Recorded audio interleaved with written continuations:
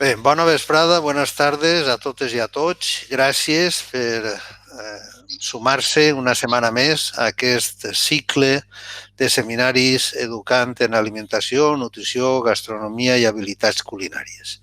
Avui contem amb la participació del professor José Manuel Ávila Torres. Él es ingeniero agrónomo, director general de la Fundación Española de Nutrición, miembro de la Real Academia de Gastronomía y de la Cátedra de Gastronomía y director académico del curso de experto universitario en gastronomía de la Universidad Alfonso X el Sabio de Madrid. De hecho, este curso de experto universitario en gastronomía, luego nos lo explicará el profesor Ávila, se va a empezar a impartir en breve y quien esté interesado lo podrá cursar.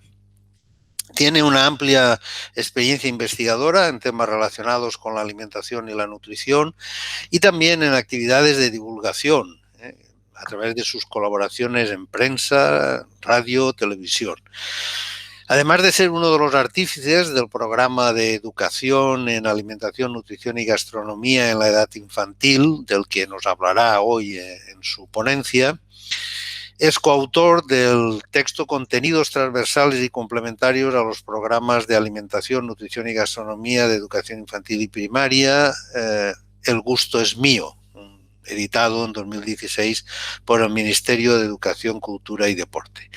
Entre las publicaciones relacionadas con esta temática, pues quizás podríamos destacar el capítulo dedicado a las escuelas infantiles dentro del libro blanco de la nutrición infantil en España, o los trabajos donde se ha ocupado de la educación para una gastronomía saludable, referida a la alimentación institucional, sus experiencias con el desarrollo del programa TAO Salud Infantil para abordaje de la prevalencia de sobrepeso y obesidad en los escolares de 3 a 12 años, o sus publicaciones referidas a las pautas dietéticas y valoración nutricional de los menús escolares en centros públicos y el programa de comedores escolares de la Comunidad de Madrid, diseño, protocolo, metodología y actualización. Como veis, un currículum, un perfil, una trajectòria que el fan molt adient per a participar en aquest cicle de seminaris educant en alimentació, nutrició, gastronomia i habilitats culinàries, en el que estem compartint amb exponents experiències molt interessants, però també posant damunt la taula les dificultats i la complexitat que comporta un projecte com el que en definitiva està darrere de tots aquests seminaris. Darte las gracias, José Manuel, por haber aceptado participar en este ciclo de seminarios, también a la Fundación Española de Nutrición y a la Academia de Gastronomía, y cuando quieras pues puedes empezar con tu intervención. Luego al final pues haremos las preguntas y procederemos al debate, cuando quieras. Pues muchísimas gracias al profesor Bernabéu, al Centro Gasterra y por supuesto también al profesor Alexander por el apoyo, por haberme invitado y bueno, pues es un placer estar con todos vosotros esta tarde. Y también muchas gracias a los participantes, a los asistentes y espero que les sea de interés lo que les voy a contar. Sin más, bueno, el tema de la educación en nutrición y en alimentación dentro del currículum escolar en todas las etapas educativas, pues la verdad es que ha sido uno de los principales objetivos que desde hace ya muchos años hemos tenido en la Fundación Española de Nutrición, pero la verdad es que sin mucho éxito hasta ese punto de inflexión que supuso el ir al Parlamento Europeo a llevar un informe que luego se convirtió en resolución.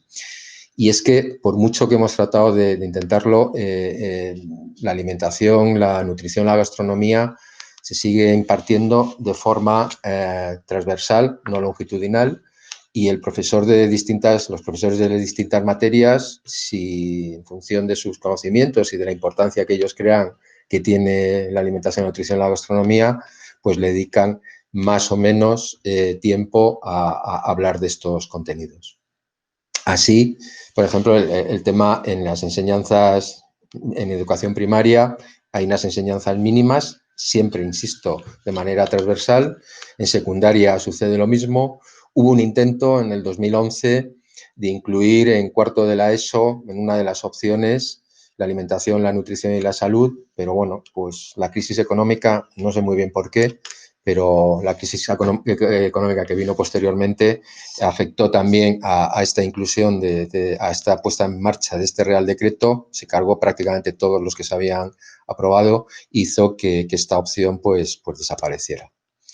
Actualmente, en España, pues bueno, tenemos que ir viendo un repaso y en el segundo ciclo de educación infantil, en conocimiento del medio rural, se imparte un poco, en conocimiento del medio en otras, en ciencias de naturaleza y educación física, en educación secundaria en anatomía aplicada y en educación física. Y por último, en bachillerato, pues lo que antes comentaba que había sucedido con este Real Decreto que se aprobó. Y es algo que entendemos que es fundamental porque a lo largo de la historia esa transmisión de experiencias y valores que se realizaba a través de la familia, pues por distintas causas ha dejado de realizarse en gran parte y se le ha transferido el papel al sistema educativo, que se encargan ya no solamente de la alimentación de los escolares, sino que aportan también conocimientos y en parte experiencias y valores. Antes lo decía el profesor Bernabé y el comedor escolar para esto tiene una importancia fundamental, ya que hay que tener en cuenta que no solamente vamos al comedor, que sí, a satisfacer unas necesidades de energía y nutrientes, sino que el comedor se comporta como el lugar ideal, como el taller ideal para poner en práctica muchos de los conocimientos que se adquieren en el aula. No sé si puede tener algo positivo o no esta COVID que nos está afectando en los momentos, el coronavirus, pero quizás en este tema de esa transmisión de experiencias y valores, pues sí parece que algo está cambiando y la familia está de alguna manera retomando ese papel que le habíamos dejado casi en exclusiva al sistema educativo en cuanto a los conocimientos de alimentación, nutrición y gastronomía. Fue en el año 2009 cuando empezamos con ese cambio, con ese punto de inflexión al que antes me refería, y precisamente fue en una reunión en la oficina del Parlamento Europeo en Madrid, en la que estuvieron presentes, y hablo de izquierda a derecha, pues desde el presidente de nuestra fundación, el profesor Gregorio Varela, tenéis a Carlos Sainz, a continuación tenéis al europarlamentario Santiago Fisas, que fue el encargado de preparar principalmente el informe que a continuación me voy a referir. El después ministro de Educación, Íñigo Méndez de Vigo, que en aquel momento era secretario de Estado para la Unión Europea, el presidente de la Real Academia de Gastronomía, Rafael Ansón, el profesor Valentín Fuster, con el que luego contaré que empezamos a poner en marcha en su programa de salud integral los talleres del gusto, y el que también fue ministro, pero que en este caso estaba como presidente del European Ideas Network, Jaime Mayor Oreja. Este informe, que se elaboró sobre patrimonio gastronómico europeo, aspectos culturales y educativos, empezó primero con las comisiones de educación y de sanidad, pero pronto, por esa rivalidad que hay siempre entre una y otra, fue la Comisión de Cultura y Educación la que lo hizo suyo y a través de la cual pudimos presentar al Parlamento Europeo este informe que, como digo, fue un punto de inflexión en cuanto a las recomendaciones que de alguna manera se trasladaron desde el Parlamento Europeo a todos los Estados miembros para incorporar al currículum escolar conocimientos relacionados y de forma longitudinal, con conocimientos relacionados con la alimentación, con la nutrición y la gastronomía. Pero previamente hubo unos antecedentes a esta puesta en marcha y a esta elaboración del informe que sirvió en muchos aspectos y fue sobre todo una reunión que tuvimos en la Ecosan en el marco de la Fundación Europea de Fundaciones de Nutrición, en el cual se le pidió a los Estados miembros que participaron que hicieran un recorrido de cómo se contenía cómo estaba previsto dentro de los distintos niveles de enseñanza la alimentación, la nutrición y la gastronomía. Y vimos que con pequeñas diferencias, pues lo que estaba pasando en España también estaba pasando en la mayoría de Estados miembros de la Unión Europea. Con una particularidad, y era que hacía poco se habían incorporado los países del este a la Unión Europea y los índices de la prevalencia de sobrepeso y obesidad eran elevadísimos y partían de unos hábitos alimentarios pues bastante negativos en cuanto a salud se refiere. Después hubo otras pequeñas iniciativas en el 2010, en el 2011 y en resumen ese informe que presentamos y que el principal ponente fue Santiago Fisas se aprobó prácticamente por unanimidad.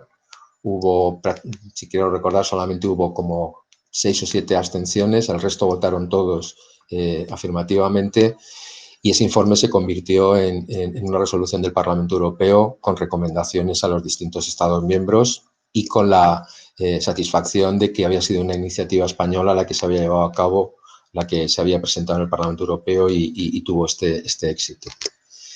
En la resolución del Parlamento Europeo se destaca sobre todo también la educación del gusto. Como diría Rafael Ansón, al final, cuando tú quieres experimentar, por ejemplo, él siempre dice la pregunta de cuando mi hija me preguntó qué es darse un beso, darme un beso con una persona que quiero compartir con ella, es muy difícil explicarlo.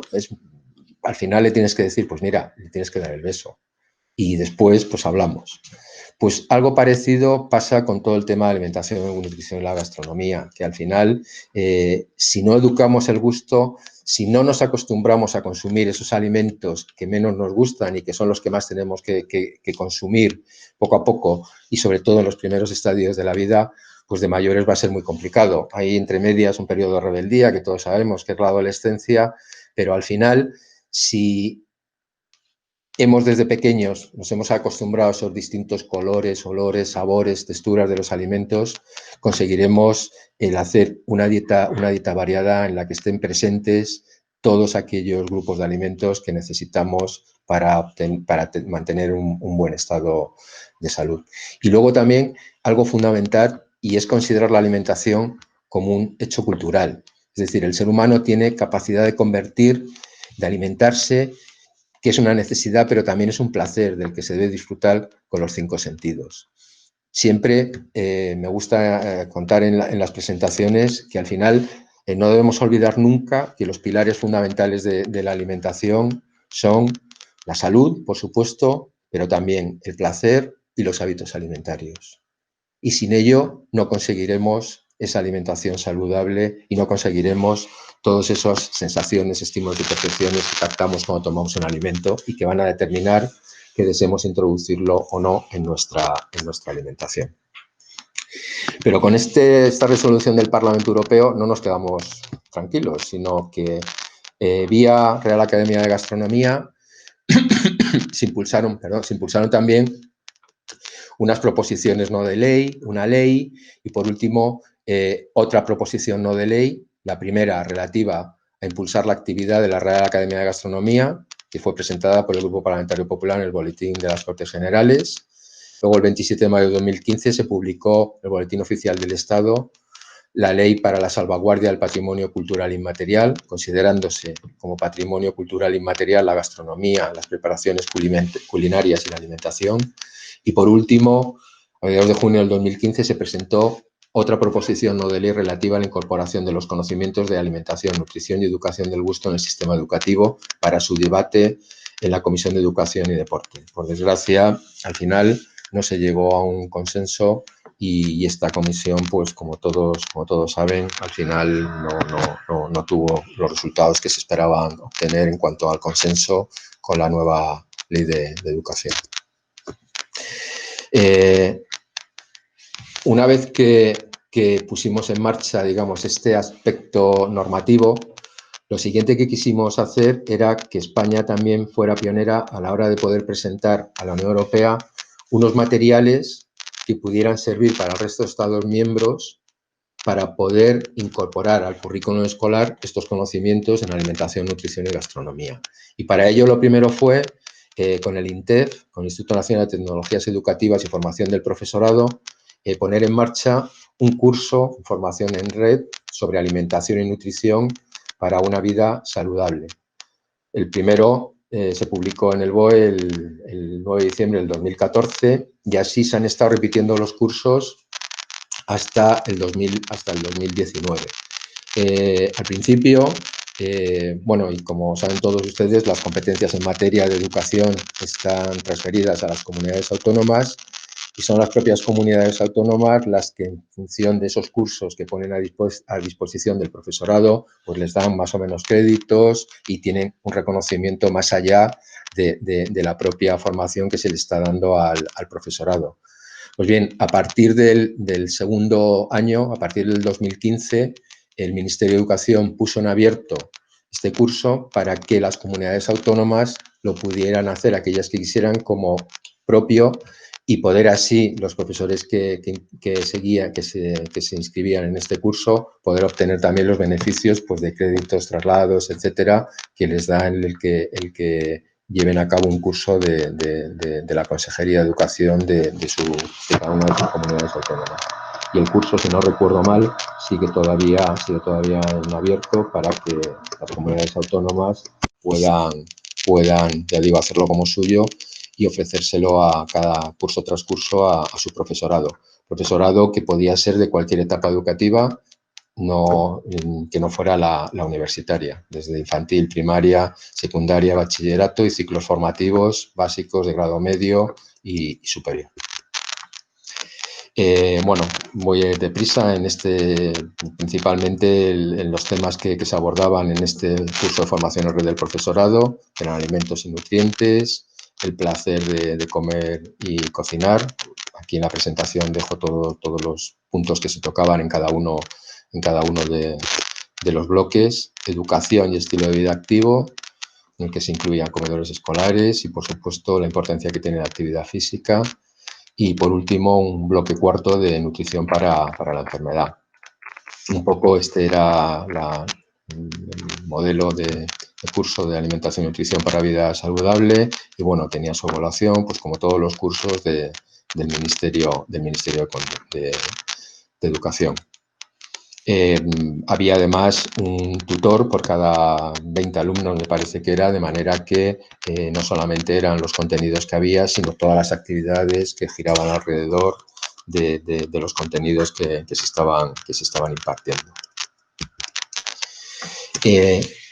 Y otra de las acciones que se puso en marcha con el objetivo también de trasladar al resto de Estados miembros de la Unión Europea y, por supuesto, a todas las comunidades autónomas, fueron los programas en alimentación, nutrición y gastronomía en educación infantil, en educación primaria, el PANGEP, que luego también hablaremos un momento, y los contenidos transversales.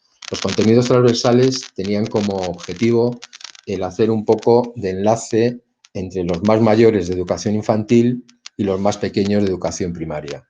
Estamos hablando en educación infantil de 3 a 6 años, pero luego en primaria estamos hablando de 6 a 12. Luego, estos contenidos transversales, que eran las unidades 11, 12, 13 y 14, sobre el comedor de mi colegio, cómo me muevo, estar sano, etcétera, formaban parte de esos contenidos transversales a los que al principio de mi intervención se refería en la presentación el profesor Bernabé.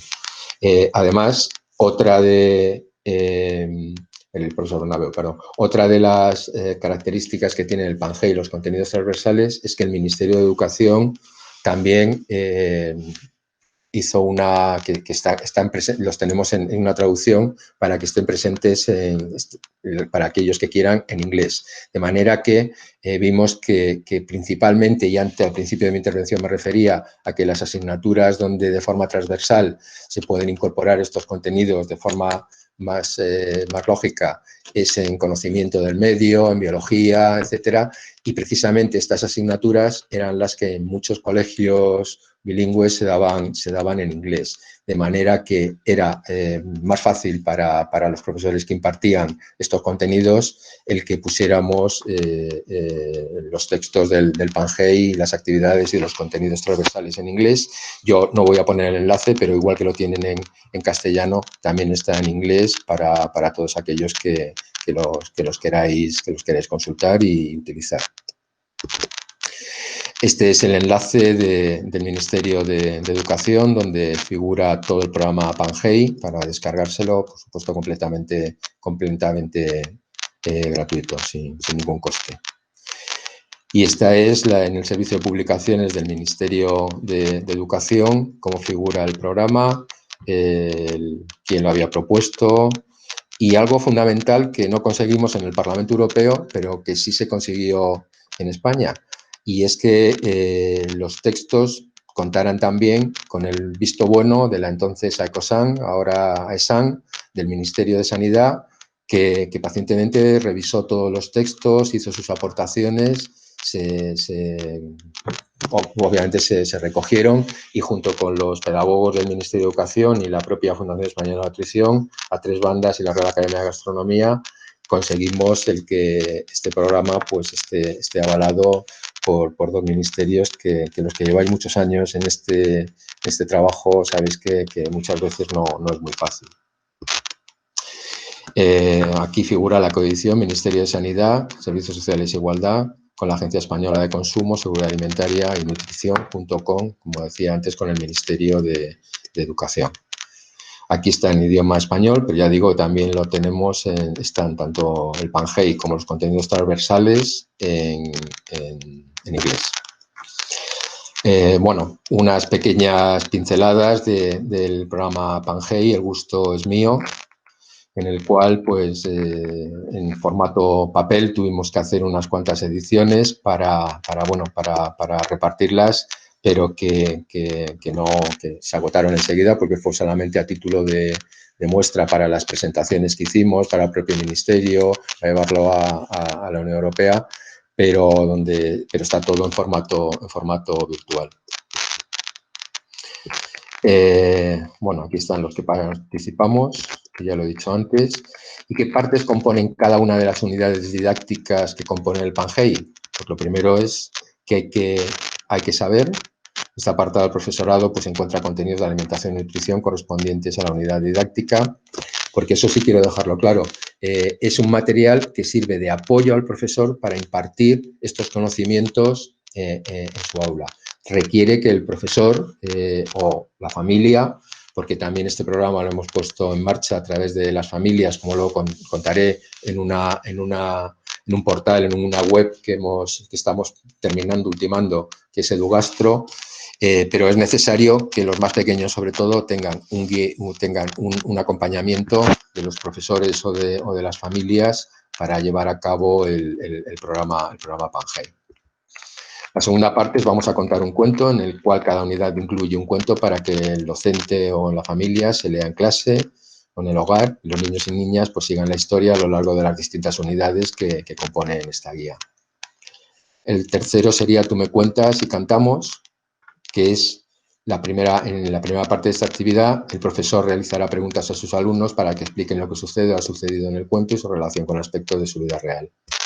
Y por último, Cantamos, donde se enseñará una canción que contendrá las claves del cuento que han leído y en la que se pondrá un ritmo sencillo. Como sugerencia, la canción podría iniciar la unidad si esta se realiza durante varios días.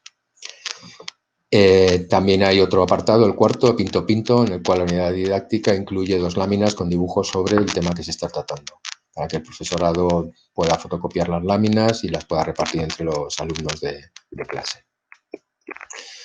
En quinto lugar, Somos Cocinillas, se me ha movido en la que cada unidad se incluye un juego o actividad relacionada con el tema tratado en la clase para que el alumno participe activamente en grupo y se proporciona al profesor o a la familia los objetivos que se quieran conseguir, la dinámica de la actividad, las instrucciones para su realización y los materiales que se precisan.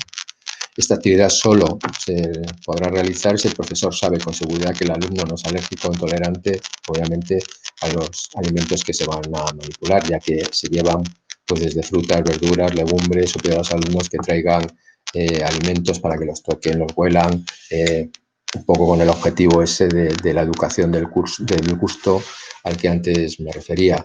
Hay una prueba que siempre llama mucho la atención y es como si te tapas la nariz, por ejemplo, en el caso de la canela, pues lo confunden con la harina, o en el caso de la trufa, pues dicen esto no sabe a trufa, se destapan ya la nariz y por supuesto ya sí sabe a trufa, no es que sepa, sino que huele. Y por último, aprende con Nutriñeco. Se utilizaron 2 maps de alguna manera, para que fuera más atractivo y que también forman parte y están presentes en los talleres del gusto a los que después me referiré. Y luego ya por último, en mi casa pruebo. Pues el gusto como una parte esencial de todo lo relacionado con la alimentación, y en el cual los profesores o las familias entregan una ficha para que le den en su casa a los tutores con los que convivan, y en esta ficha se les pide que den a probar a cada uno de los alumnos de unos alimentos que han traído a la clase y que hagan determinadas preguntas sobre su sabor, textura, colores, sabores, etc. El objetivo es potenciar que los alumnos prueben alimentos diferentes y facilitar la realización de una actividad familiar en relación con la comida sana. Los siguientes pasos que nos propusimos pues fue trasladar este PANGEI a las distintas etapas educativas.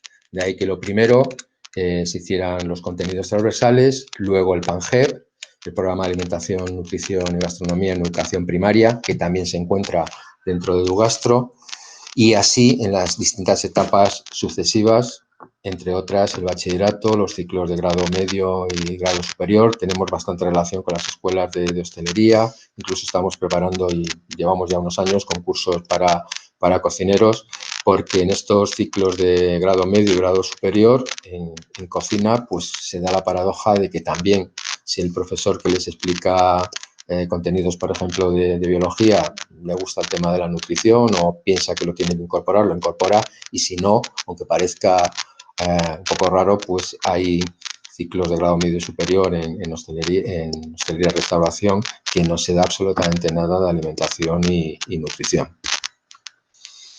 Si me lo permiten, voy a entrar un momento y les voy a enseñar esta página que hemos puesto en marcha con la ayuda de algunos de los patronos de la Fundación del Banco Santander, y que también a través de Ser Unión estamos impartiendo en distintos colegios, y que lo hemos llamado Edugastro o Gastroedu, las dos formas, y que tenemos ahí los contenidos de tanto los PANGEI, PANGEP, como los contenidos transversales, con las propias actividades de cada uno de los programas, y también con todas las actividades que se vienen realizando en estos programas.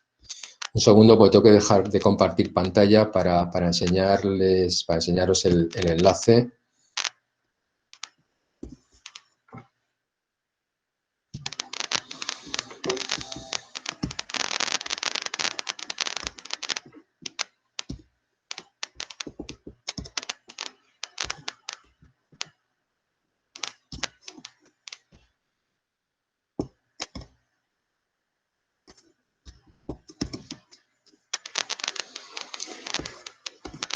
Aquí vemos cómo, si entramos en los talleres en el programa PANGEI, en este caso hay un preregistro en el cual el objetivo es que una vez que se identifica el alumno, se le piden los datos de nombre, apellidos, colegio, clase y un correo electrónico.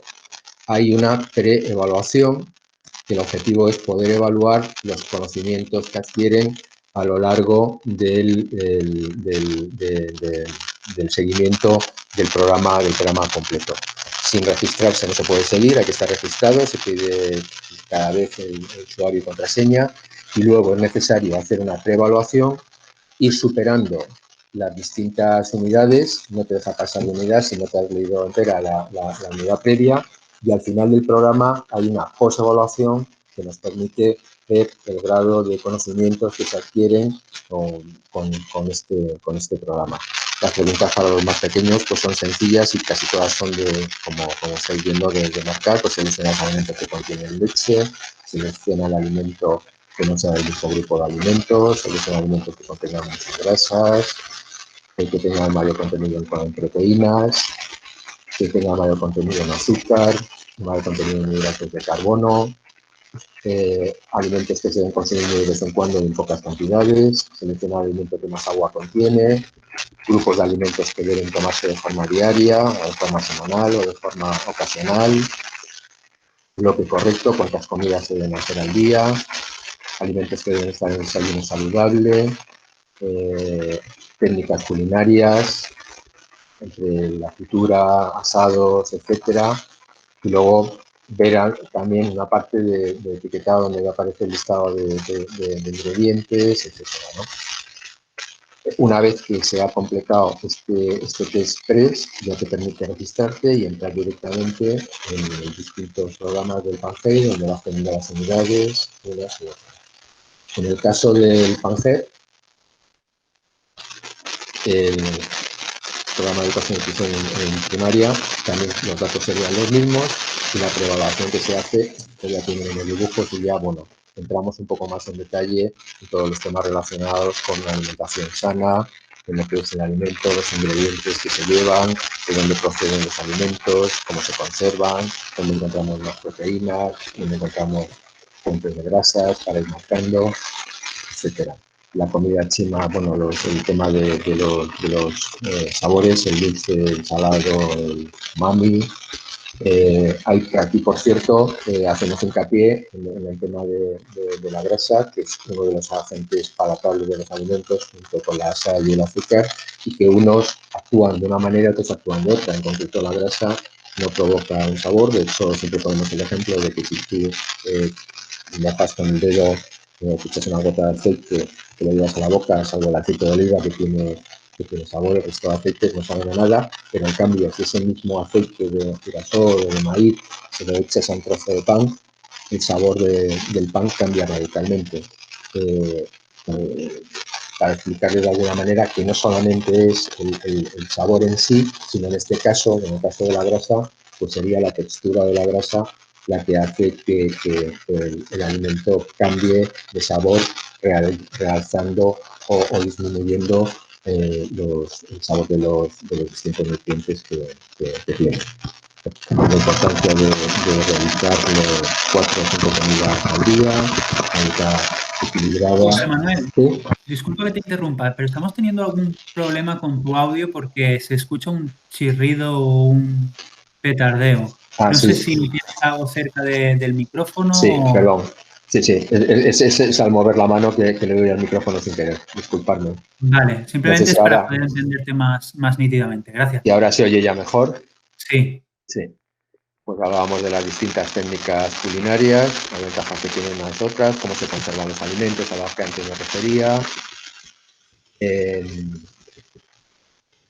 sabor, los distintos sabores, en qué alimentos se encuentran, en qué zona de la lengua detectamos el zumo de limón. Aquí también les hacemos ver que esto ha cambiado un poco, que ya no es la zona de la lengua, sino al final son las glándulas salivales las que son las responsables y también requieren una pequeña educación para saber los distintos sabores que están presentes en los alimentos y acostumbrarnos a los mismos. Elaboran un desayuno saludable, cómo hay que comer, qué es lo primero que hay que hacer para sentarse en la mesa y con qué sentido percibimos las diferentes texturas de los alimentos. La alimentación también de los deportistas, cuando hacemos el deporte y cuáles de estos alimentos contienen un mayor contenido en agua dentro de la parte de hidratación, que también es muy importante y que muchas veces olvidamos. Olvidamos, sobre todo en las personas más mayores, donde el porcentaje de agua corporal cada vez va siendo mejor y va siendo menor y los problemas de deshidratación son más importantes.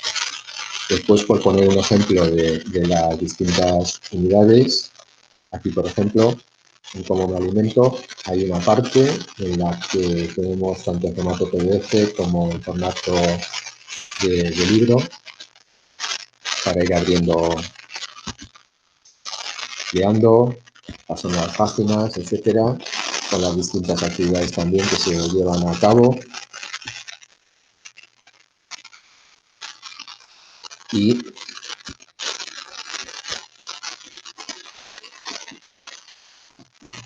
al final con qué hay que saber, con vamos a contar un cuento, con tú me cuentas y cantamos, pinto, etc. Aquí, por ejemplo... Otra cosa, José Manuel, disculpa, sí. que seguimos viendo, los que estamos online, la página web con las 18 preguntas. Lo digo porque creo que estás tratando otro apartado, ¿verdad? ¿Ahora lo veis? De momento seguimos viendo las 18 preguntas. Tendrías que ir a compartir pantalla y volver a elegir la pestaña que deseas compartir o que veamos. Vale. Disculpadme, ¿vale? Porque pensé que directamente se entraba ya en... No, solo se muestra aquella pantalla que has decidido compartir. Vale. O sea, tengo que interrumpir. Sí, correcto. Ahora lo vamos a ver. Disculpadme un momento.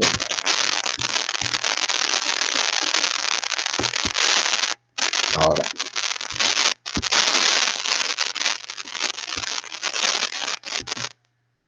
Vale, es que pensaba que directamente iba pasando de uno al otro.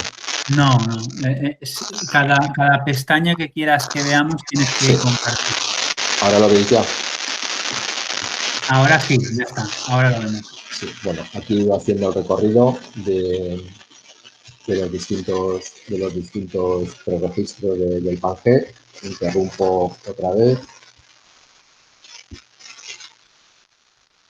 Y me voy cerrando, que es más fácil.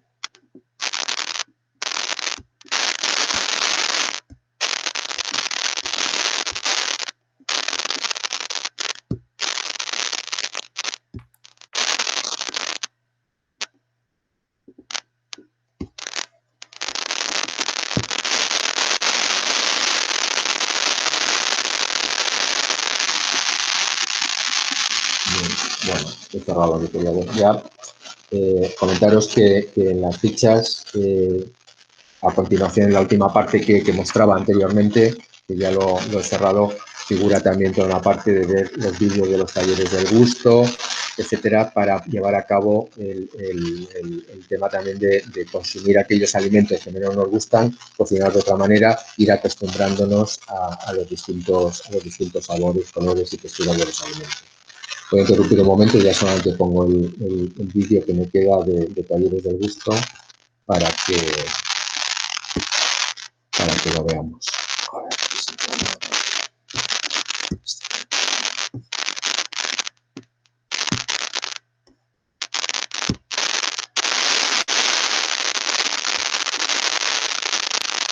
Formación en alimentación, nutrición y gastronomía para escolares de educación infantil y primaria, Talleres del Gusto.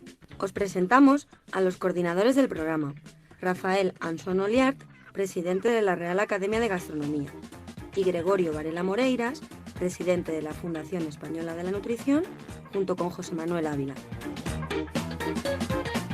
También contamos con el apoyo del Ministerio de Educación, Cultura y Deporte, con Javier Arroyo Pérez, director del Centro Nacional de Innovación e Investigación Educativa. Nuestras nutricionistas, Paula, Emma, María, Teresa y Elena, nos irán contando todo lo que hay que saber sobre la alimentación, la nutrición y la gastronomía. ¿Cuántos sabores hay? ¿Cuáles son las formas de cocinar los alimentos? La temperatura en la comida, cuántos alimentos existen, el gran mundo de los nutrientes, comer con cultura, la importancia de hacer deporte, estar bien hidratado y, por último, cómo actuar si somos alérgicos o intolerantes a algún alimento. Martín, junto con Juan Pablo Felipe, nos acompañarán en la cocina. Y Nutriñeco aprenderá en estos talleres del gusto con nosotros.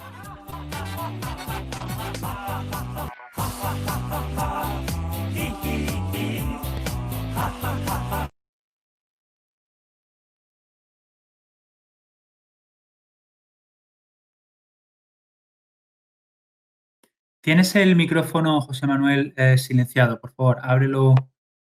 Al reproducir el vídeo, el sonido ha hecho que se apagara tu micro, ¿vale? Simplemente tienes que encenderlo y ya te volveremos a oír.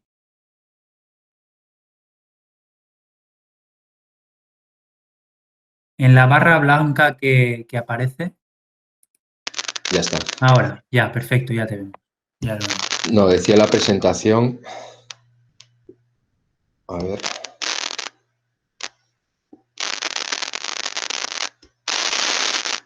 Ahora lo veis. ¿Ya estáis volviendo a ver la presentación? De momento no. Pues espera, porque no sé por qué. A ver. Sería ir a presentar ahora y o una ventana o toda la pantalla, lo que prefieras. Para que te aparezca la opción en una ventana tienes que estar el PowerPoint abierto. Ya. Un segundo. Perdón por los problemas estos. No No te estoy muy preocupes, habituado a esta plataforma. es lo habitual y además en esta ponencia había bastantes cambios y se mostraban muchos contenidos, así que es normal, no te preocupes. Ahora, una vez que tengo abierto el PowerPoint, ¿cómo vuelves le voy? al Meet, le das a presentar ahora una ventana y dentro de una ventana ya escoges el PowerPoint y le das a compartir. Ya lo estoy viendo. Ah, está cargando, perfecto. Ya lo vemos. Sí. Ahora falta que lo pongas en presentación en pantalla completa y listo. Ya está. Perfecto. Bueno, aquí tenía las fichas por si había algún problema con el directo, como así ha sido. Pero bueno, es prácticamente lo que os quería contar con las distintas unidades, los distintos puntos de qué hay que saber. Vamos a contar un cuento, tú me cuentas y cantamos, pinto a pinto, somos cocinillas, aprende con mi muñeco, que es cuando salen los vídeos de los talleres del gusto, y en mi casa pruebo. Aquí están las fichas, que antes también las mostraba, algunas de las actividades que se realizan. Dentro de los contenidos transversales, pues, por ejemplo, la ficha del comedor escolar, el PANGEP con los talleres del gusto, lo que hablaba antes de los pilares fundamentales de la alimentación y cómo los alimentos que tenemos en este plato que nos preparó Juan Pablo Felipe, que en paz descanse, conseguía, pues con esos alimentos que menos nos gustan, hacer platos del agrado de los más pequeños. Quizás aquí estemos exagerando un poco, tenemos desde pescado, cítricos, alcachofas, etcétera, pero bueno, quería ya no solamente lo que son esa combinación de alimentos, sino también la presentación de los mismos, hacerlo de una forma distinta. Decía que el origen de estos talleres del gusto fue el programa de salud integral del profesor Valentín Fuster, que se impartía en centros de educación primero infantil y luego también de primaria en la Comunidad de Madrid, y que nos invitaba a ir a los centros, Juan Pablo Felipe, un nutricionista de la FEN, junto con el resto de personajes que participaban, pero claro, vimos que era muy difícil, incluso desdoblándonos y muchos días yendo incluso a 3 colegios, el poder llegar a todos, y de ahí que surgiera el que se hicieran estos talleres del gusto, que se grabaran en vídeo.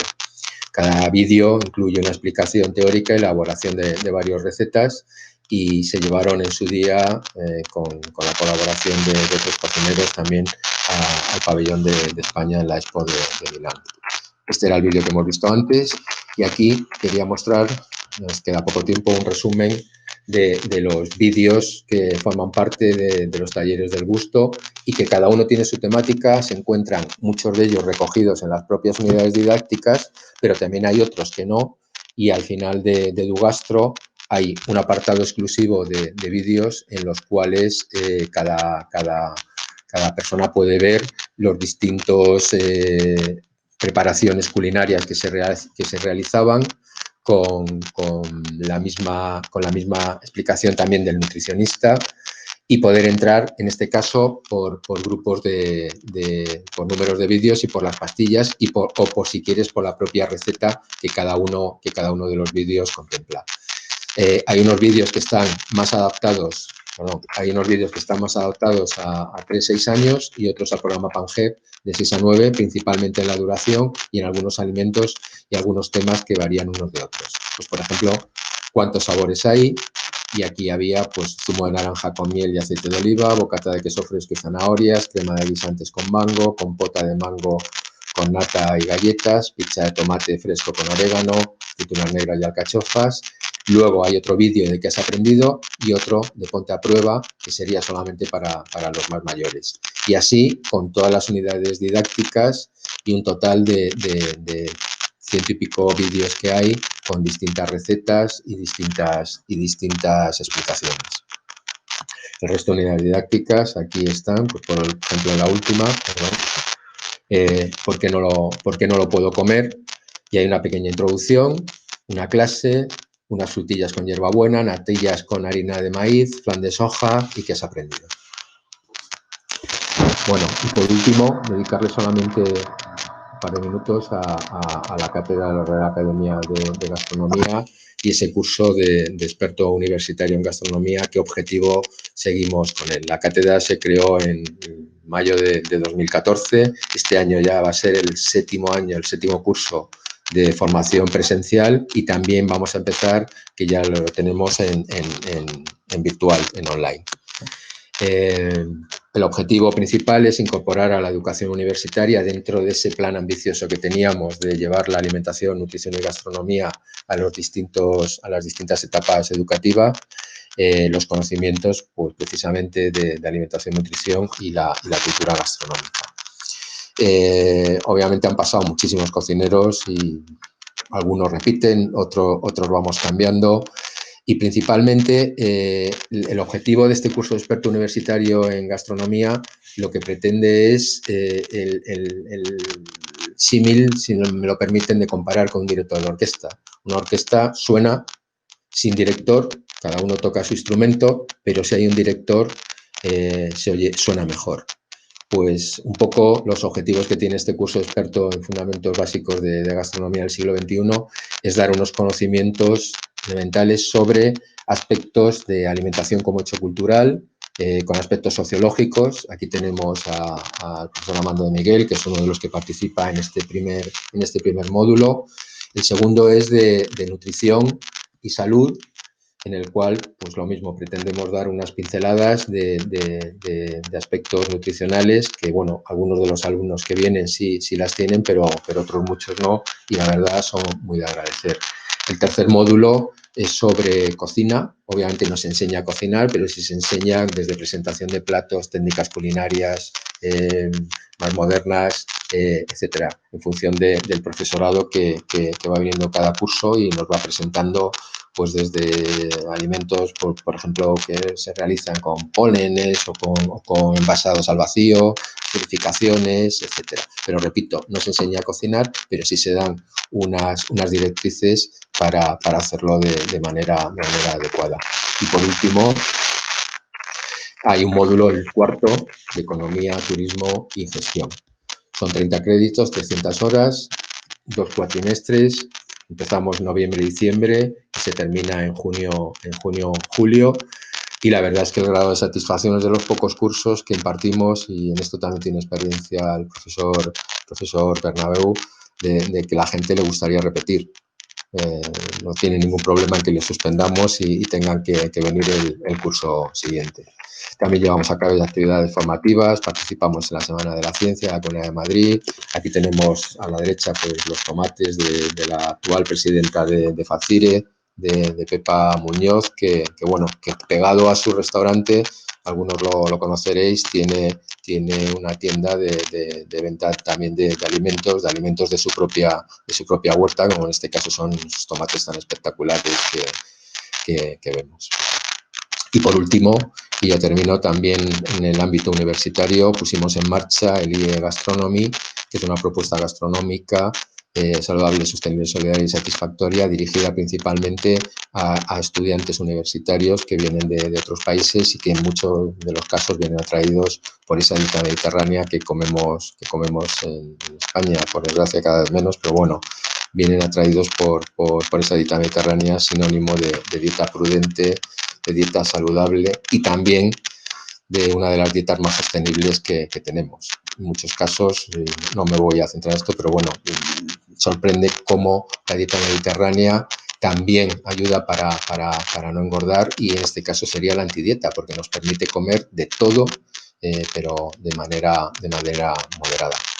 Y con esto no quiero entretener más para dejar tiempo a las preguntas, y bueno, si hay algo más que añadir, pues encantado de hacerlo. Muchas gracias.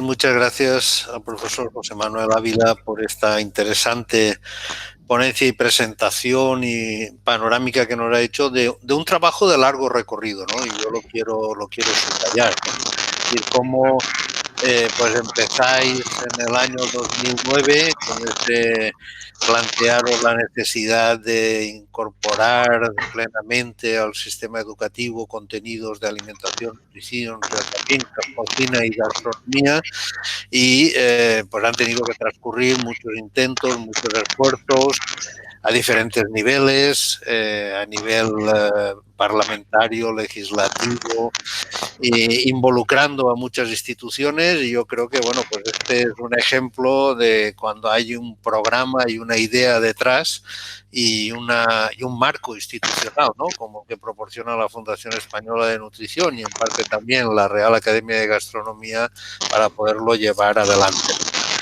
Creo que son muchas las cuestiones y las preguntas que se pueden plantear a partir de esta experiencia que habéis desarrollado, ¿no? Con el PANGEI, el programa que ahora tenéis también lanzado para la educación primaria.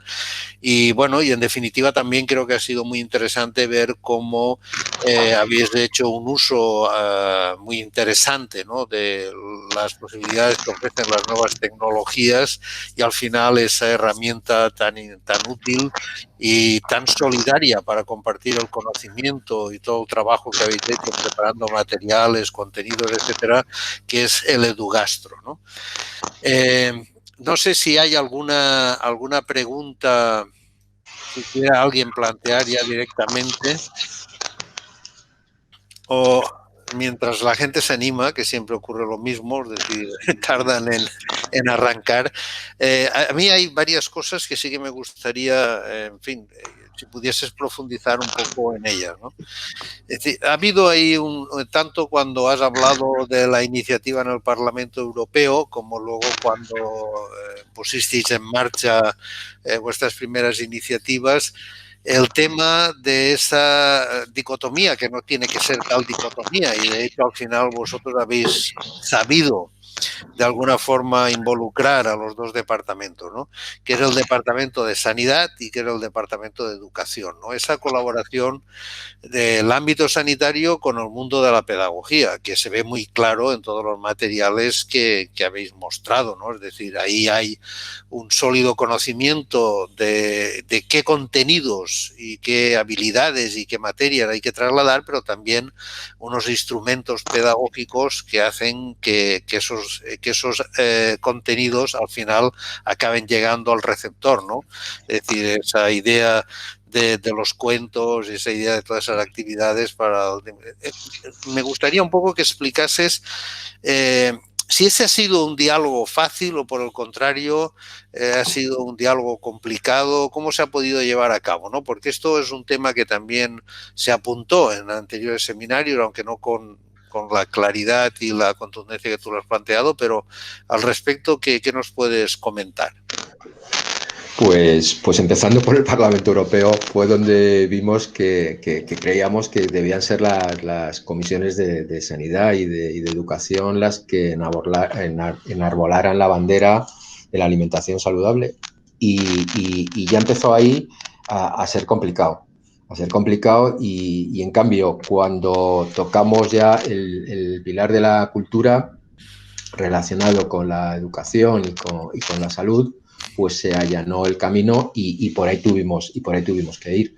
Pero no solamente nos pasó en el Parlamento Europeo, también a nivel del Gobierno de España, pues muchas veces la separación que tienen de las competencias unos y otros hace que por ejemplo, el Ministerio de Agricultura pues cueste trabajo hablar de salud, cuando al final yo creo que el principal argumento que se tiene para hablar de las bondades de los alimentos es el tema de la salud.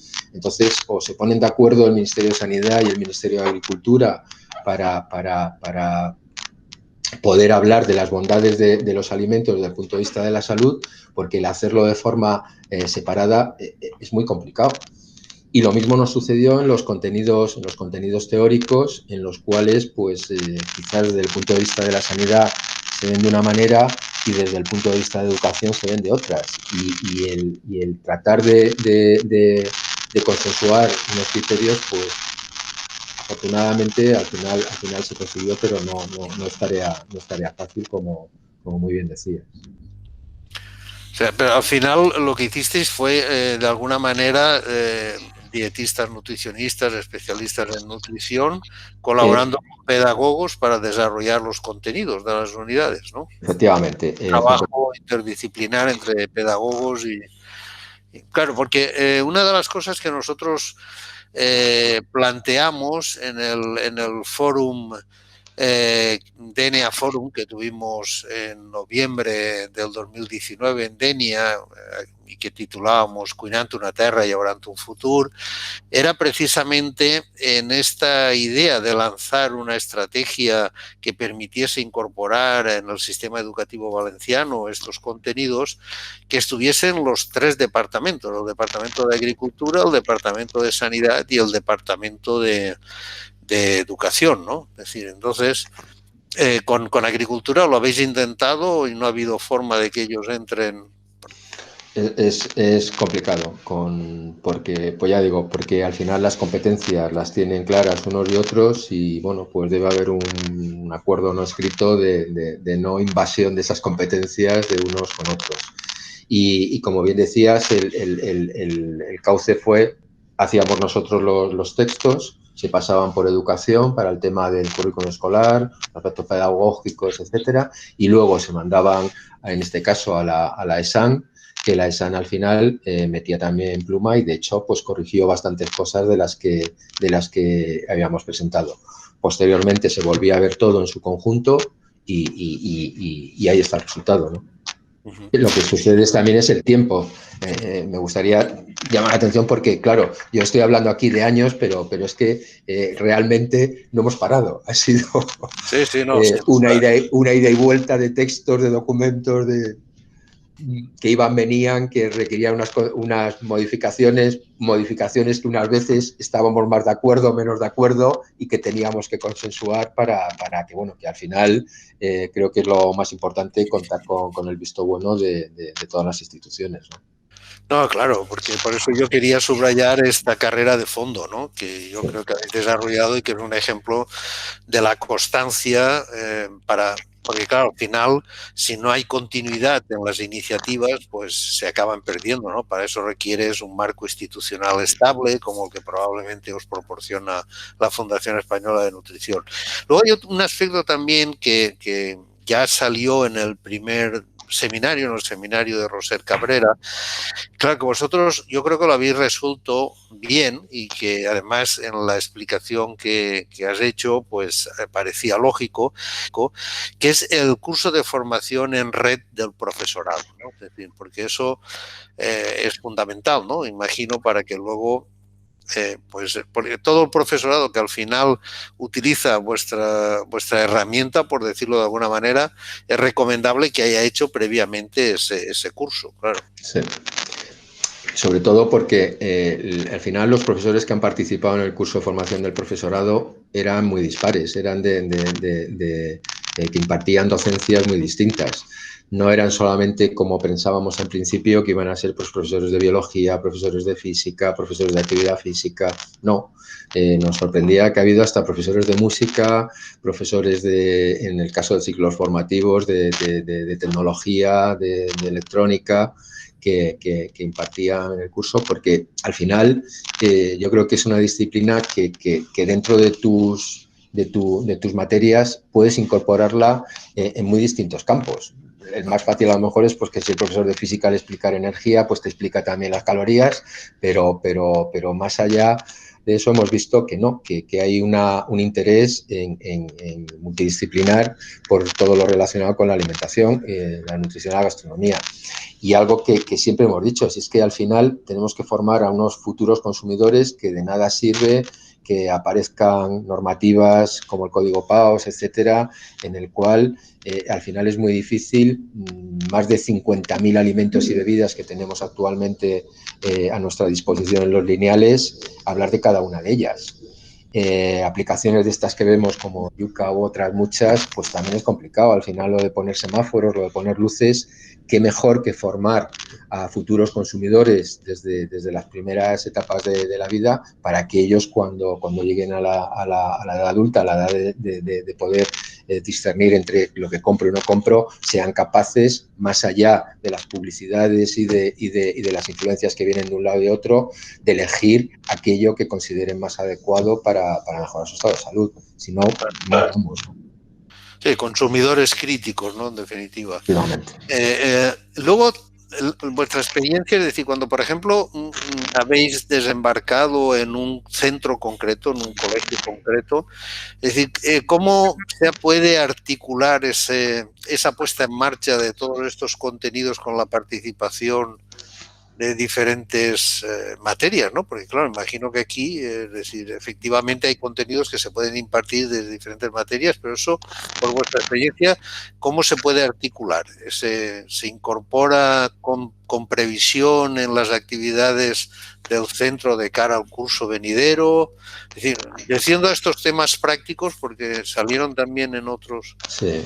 Hombre, los pedagogos nos ayudaron mucho a la hora de establecer los tiempos en los que había que dedicar a cada una de las unidades, dónde era más importante, en qué cursos, dada también la trayectoria, no es lo mismo en sexto de primaria que en quinto de primaria, pues pensaban que era mucho mejor quinto y los cursos más inferiores, en sexto ya estás con la pata puesta en el bachillerato y van cambiando un poco perspectivas.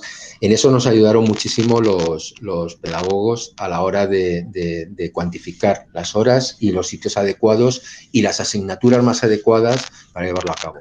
Pero luego la propia experiencia de la implementación en los colegios, hemos visto que al final una pieza fundamental es el docente.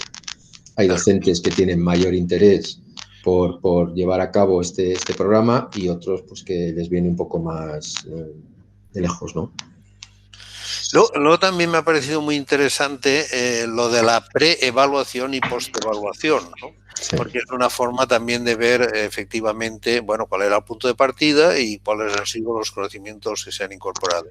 En este trabajo continuo que hacéis de evaluación, reevaluación, etcétera, este interesante proceso de testar al principio y testar al final, ¿os ha llevado a modificar contenidos o a plantear que a lo mejor hay contenidos que se deben de orientar de otra forma?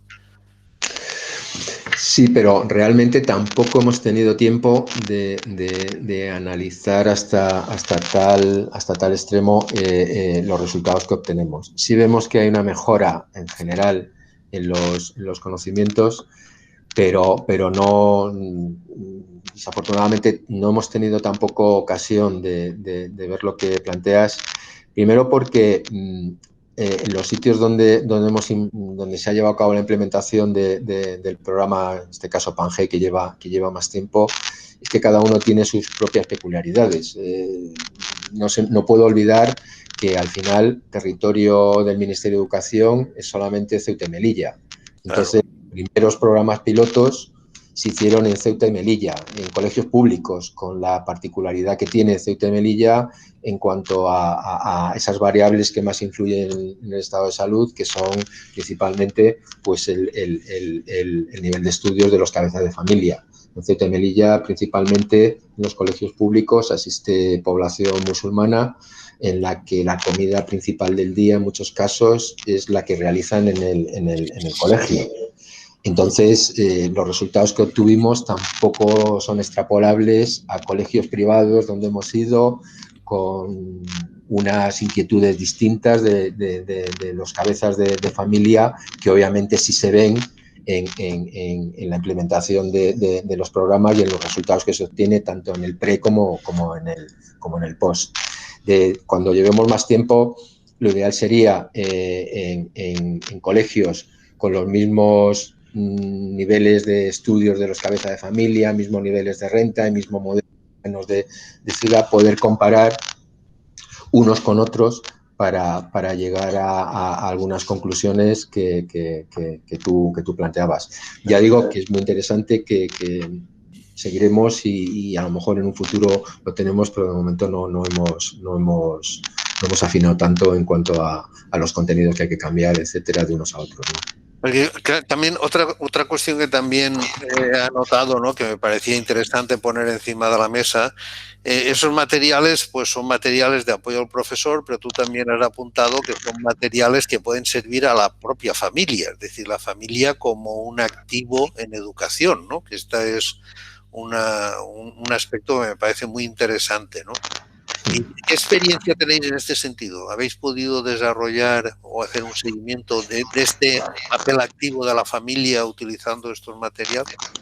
En la familia llevamos menos tiempo, pero nos ha abierto el camino a través de las empresas de catering que dan de comer en los comedores escolares. En concreto, decía que en este programa va a participar también Ser Unión. Ser Unión, como sabes, tiene además de hospitales, tiene muchos comedores escolares de todo tipo en toda la geografía española, y entonces la implicación del comedor escolar, de la empresa, que también realiza unas actividades fuera del comedor, del tiempo ese que hay entre las clases de por la mañana y de por la tarde, estamos viendo que es fundamental de cara a trasladar a las familias el que luego sigan con este programa, pero se inicie en el propio colegio. Y desde luego entendemos que al final implicar a las familias en estos programas es fundamental. También es cierto que se implica mucho más, y es otra de las conclusiones que hemos sacado, cuanto más pequeños son los alumnos.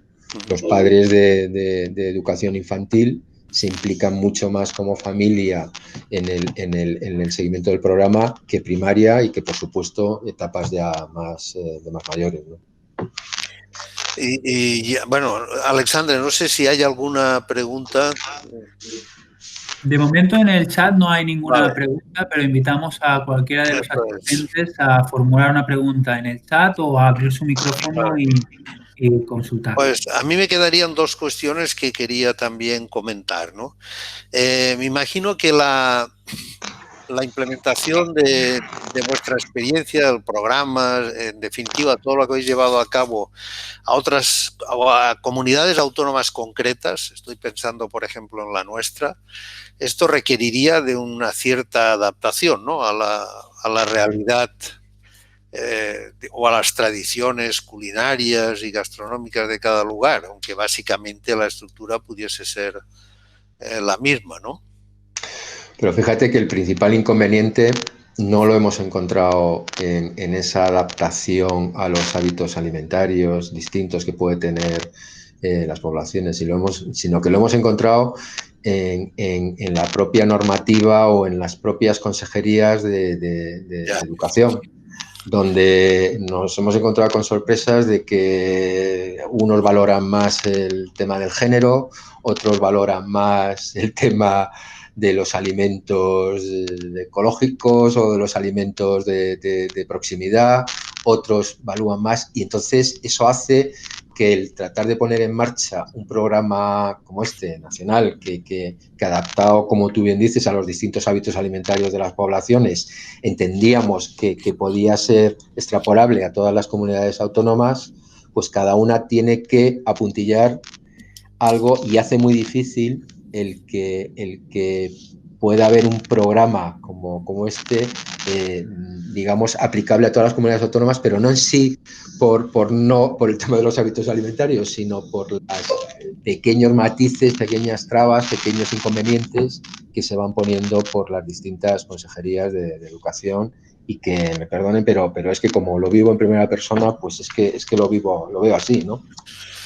Claro, porque y esto me lleva a la última cuestión que yo quería introducir, ¿no? Y que en cierto modo también de esto se habló un poco la semana pasada.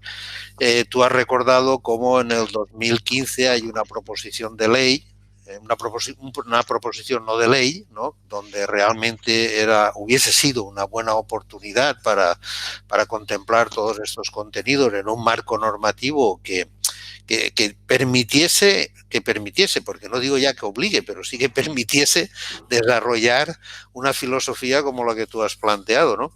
Estos días está encima de la mesa la ley CELA y el debate contaminado o no contaminado de la misma, ¿no? Qué lástima que en este debate pues no se hubiese podido también plantear cuestiones como esta, teniendo en cuenta además la trascendencia que tiene, porque es decir, bueno, tú hacías mención a los países del este cuando se incorporan con aquellos niveles de sobrepeso y obesidad, pero tú conoces mejor que nadie el grave problema que tenemos con el sobrepeso, la obesidad y sobre todo que esto puede plantearnos de cara al futuro, ¿no? La misma COVID pues nos está poniendo de manifiesto el mayor riesgo que comporta al padecer muchas de las patologías que se derivan de esto, ¿no? Entonces, que no hayamos sido capaces o que no se haya producido un consenso mayoritario como para tener al menos el paraguas normativo, ¿no? Que nos permitiese desarrollar esto, es un poco triste, ¿no? Yo no sé si es la incapacidad de las instituciones científicas, académicas y del colectivo científico profesional para hacernos oír o qué es lo que está pasando, pero realmente yo creo que aquí tenemos, con este debate que hay ahora mismo, otra oportunidad perdida, ¿no? Y uno cuando ve todos esos esfuerzos que hicisteis y entonces esto no sé, realmente hay posibilidades de que se pudiese cambiar. Esperemos que sí, ¿no? Esperemos que sí. Fíjate los años que llevamos luchando por el tema y bueno, avances ha habido. Y además, fíjate, cuando empezamos en la fundación, yo empecé en el año 90, pero la fundación es del año 84 y la Sociedad Española de Nutrición es de más atrás todavía, del 78. Por aquel entonces la alimentación y la nutrición, como bien sabes, no estaba de plena actualidad, pero es que ahora está de plena actualidad. Y que siendo, y a su alrededor además es que han surgido una serie de mitos, de errores que son muy difíciles de combatir.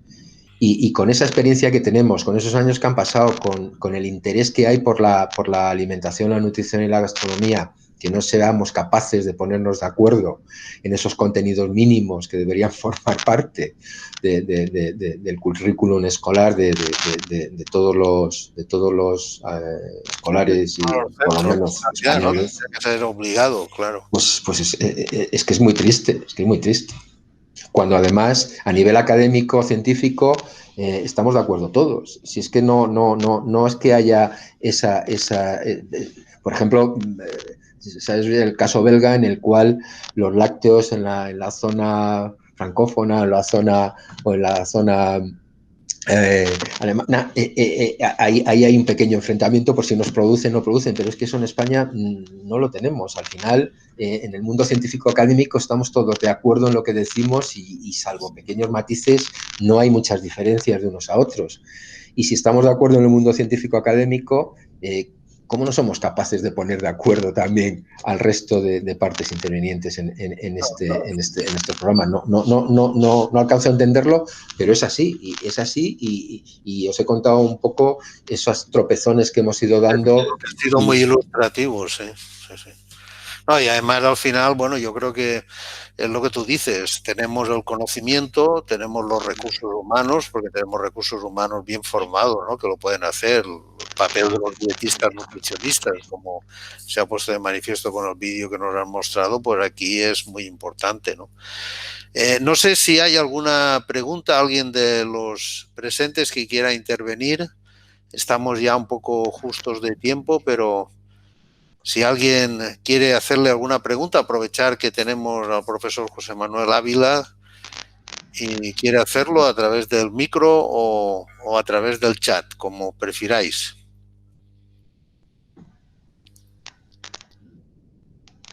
Alexandre, jo no estic veient el chat, no sé si... No, de moment no hi ha ninguna pregunta en el chat. Pues... Bueno, en cualquier caso, mi correo electrónico lo tienen, está en cualquier...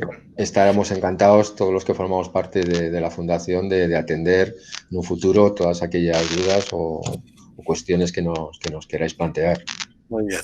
Pues yo no me queda más que agradecerte de verdad tu intervención. Creo que ha sido muy interesante, muy útil, muy generosa, además, compartiendo toda la información y todos los entrebastidores de vuestra experiencia, que creo que pueden ayudar y mucho, ¿no? En un proyecto como el que vamos a intentar poner en marcha y con el que, por supuesto, nos gustaría seguir contando con vuestro asesoramiento y con vuestro acompañamiento. Y si desde tierras valencianas podemos sumarnos a ese objetivo, ¿no? De que la gente tome conciencia de la importancia de la educación en alimentación, nutrición, gastronomía y habilidades culinarias, pues nosotros estaremos encantados de hacerlo junto a vosotros, ¿no? Gracias y bueno, y no nos queda más que despedir esta tercera sesión del ciclo de seminarios. Reiterarle al profesor José Manuel Ávila que haya participado en el mismo i emplaçar-vos a totes i a tots per a la propera sessió, que serà el proper dimecres el 18 de novembre a les 5 de la vesprada. Moltes gràcies i donem per conclòs així el seminari. Gràcies, José Manuel. Un placer y a vuestra disposición. Muchas gracias.